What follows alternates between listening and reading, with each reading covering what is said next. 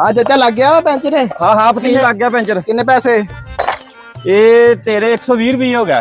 देखो चल तू 100 दे दे यार। ठीक हो गया जी। चाचा मेरा इतने आंदे मोटरसाइकिल पेंचर हो गया तो पैसे मैं किसी को लैने मैं लैके ना तेन देना हुणे 5 मिनट तक आया मैं।